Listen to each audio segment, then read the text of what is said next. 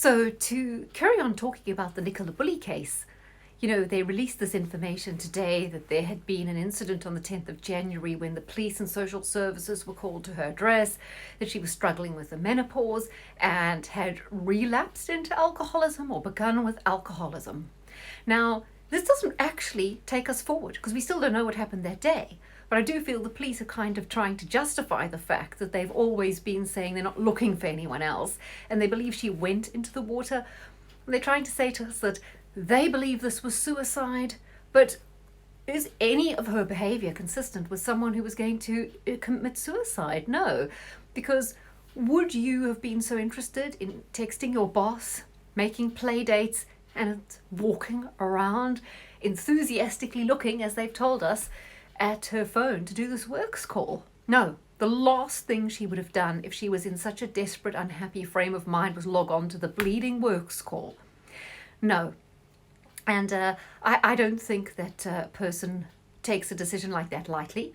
And another thing, you wouldn't do it at 9 o'clock in the morning when you are likely to be found by dog walkers. If you do want to end your life, you're going to choose somewhere that's secluded, private, maybe at night, to lessen the possibility of being saved. Unless, of course, it's a cry for help and she wanted to do something extreme and be saved because it was a desperate cry for help and she ended up, getting into trouble and no one was there to help her. That's an idea. But I just feel that in general, knowing those intimate details, which is embarrassing, not embarrassing, but it is not pleasant for the children and her husband, is unnecessary because it doesn't take us forward, and everyone has their problems. I mean, how many people are having issues with the menopause, with the drinking? And again, I'm thinking to this whole, like the film Gaslight.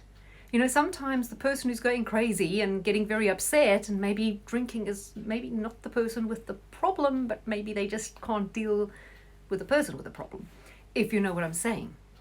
So we don't have her side of the story here about why she truly was mentally distressed, or if she was really drinking too much, or if it was the menopause that was the fault of it. Because I've heard from a lot of friends, they get upset about legitimate issues and the husband says to them, "Oh, you're just going through the menopause." And they feel that that's extremely dismissive and it undermines their legitimate concerns.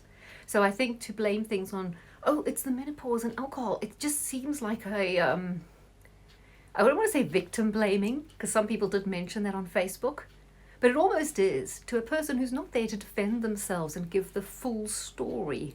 So I think that's unfortunate development, that.